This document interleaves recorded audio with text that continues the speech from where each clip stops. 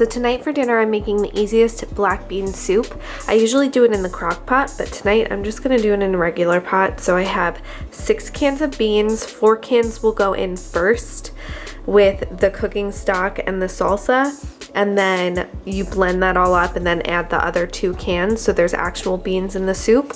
And I like to serve that over rice, and I like to put some mango on top as well. So that's what's for dinner tonight. Right here you'll see me adding 4 cans of black beans that I drained and rinsed.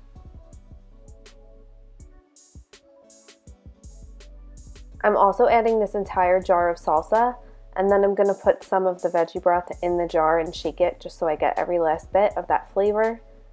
And then I'm going to cover the beans with veggie broth. You just want to add enough to cover all the beans.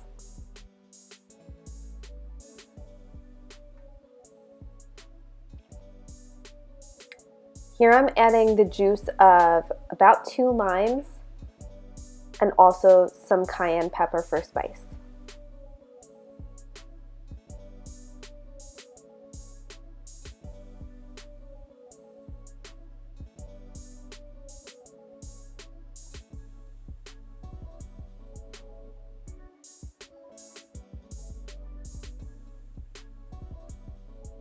So you're going to stir it up and then cover it and bring it to a boil.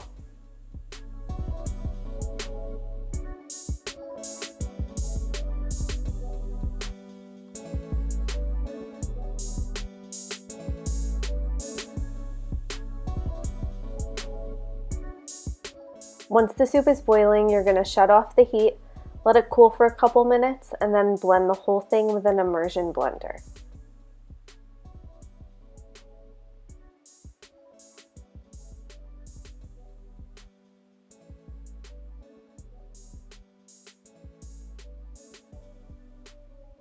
Once everything is nice and creamy, you're going to add in 2 more cans of rinsed and drained black beans.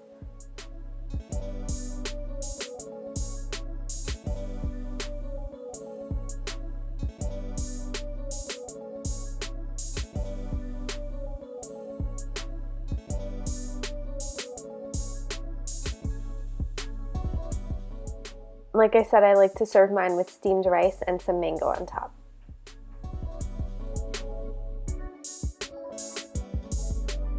So tonight for dinner I'm doing a really easy crock pot meal. So I'm taking some of these meatless meatballs and I'm going to put them in the crock pot with some cranberry sauce and this sweet and spicy barbecue sauce by Sweet Baby Ray's. I'm going to put that in the crock pot for a couple hours until it warms through, and then I'm going to serve it with some jasmine rice and some broccoli that I'm actually going to make in the air fryer. So really easy. I'm going to show you, my husband actually is not vegan, he actually eats meat, so I'm going to show you how I use tin foil and a crock pot liner to divide the crock pot. So I only have to use 1 crock pot, but I could have 2 separate things going at the same time and they don't touch. So to divide my crock pot, I like to take a piece of tin foil and stand it up right in the middle, and then I'll take a crock pot liner and lay it over the top, and that'll create 2 different little sections of the crock pot so the food doesn't touch.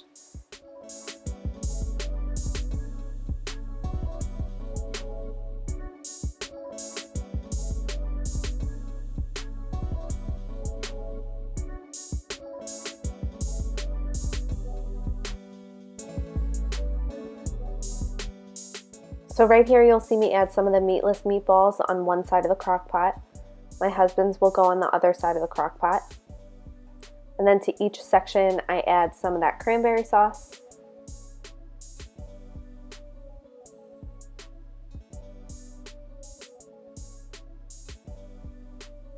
And then some barbecue sauce.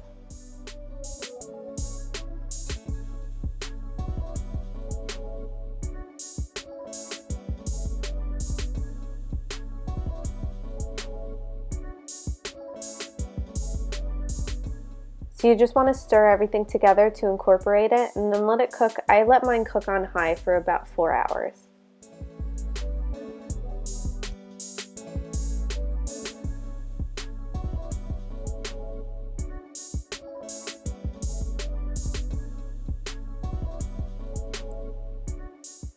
I just served mine up with some white rice and broccoli in the air fryer. So tonight for dinner I'm going to be making a miso wonton soup. So I have some soy sauce here that I'm going to be using. I also have this ginger paste and miso paste. I get miso paste in like a big package and then I package it into smaller containers. I have some spinach, veggie broth. These are some green onions I'm going to chop up. And this is what I'm going to be using for my wontons. These are the Thai vegetable gyoza from Trader Joe's. Those are really easy to pop in. I had made some spring rolls a while back, so I'm just going to defrost these in my air fryer. And that's what's for dinner tonight. So the first thing I'm adding in is some ginger paste, followed by some soy sauce, and my vegetable broth powder. Then I'm just going to add about 4 cups of water and bring that to a boil. You want to stir everything together and then bring the soup to a boil.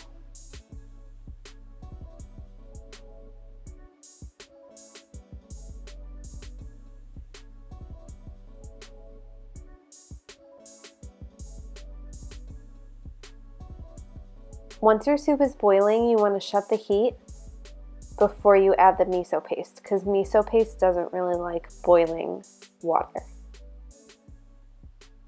So once that's cooled a little bit, I'm going to add in the miso paste and then whisk it in so everything dissolves.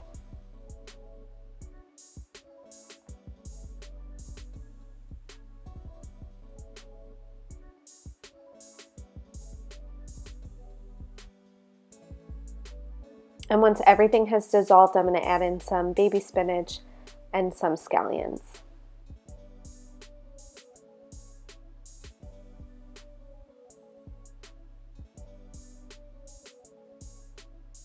Then I just heated up the spring rolls in the air fryer.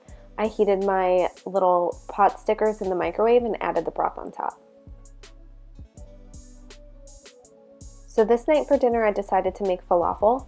So what you do is you add some drained and rinsed chickpeas into a food processor. You could use a blender too, but I like it in the food processor. Then I'm going to add the juice of half a lemon.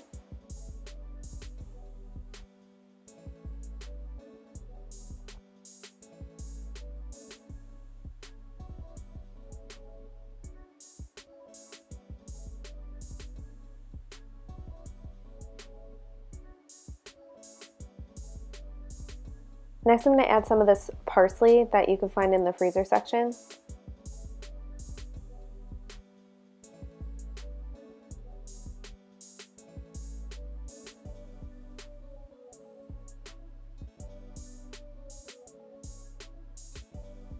This was a new seasoning I found at Trader Joe's, the Green Goddess seasoning, so I decided to add that in, along with some cumin, salt, and pepper.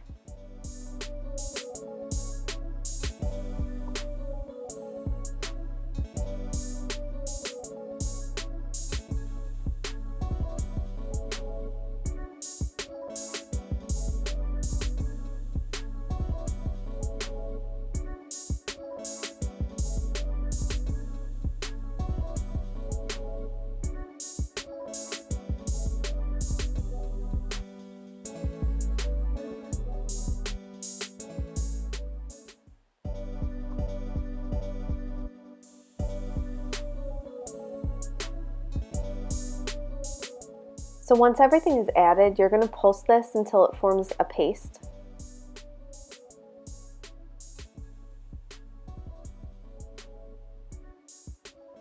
Now usually you add chickpea flour to falafel. I didn't have any chickpea flour, so I had some red lentil flour on hand, so I just used that and it's fine. So what you're going to do is you're just going to incorporate some red lentil flour in and then let it sit for about 10 minutes to absorb any of that excess water, so that this way you can form your falafel balls and they hold together.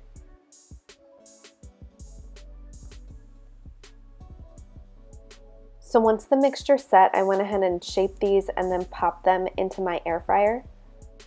I let them cook for maybe like 5 to 7 minutes, and then I flipped them over and let them cook on the other side.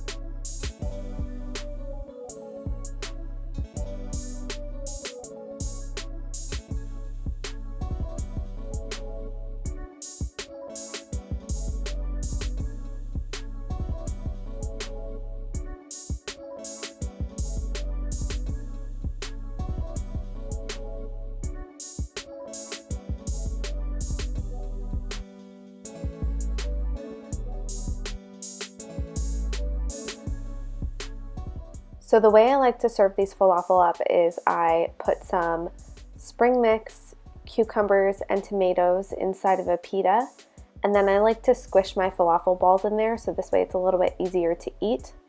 And then I topped everything with a hemp seed green goddess dressing that I made. That was just some soaked hemp seeds, that green goddess seasoning from Trader Joe's, and some lemon juice.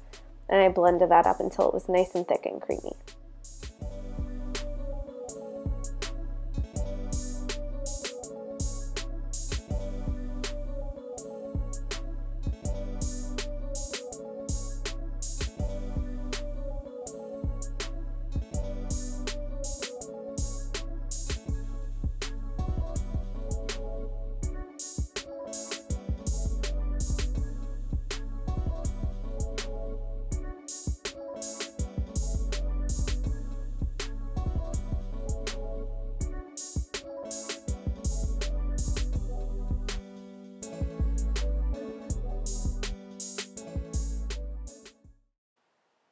So I hope you guys enjoyed these dinner ideas. Let me know down below what's something that you made for dinner or something that you often make for dinner, because I love new ideas and trying different things. I always get in a food rut.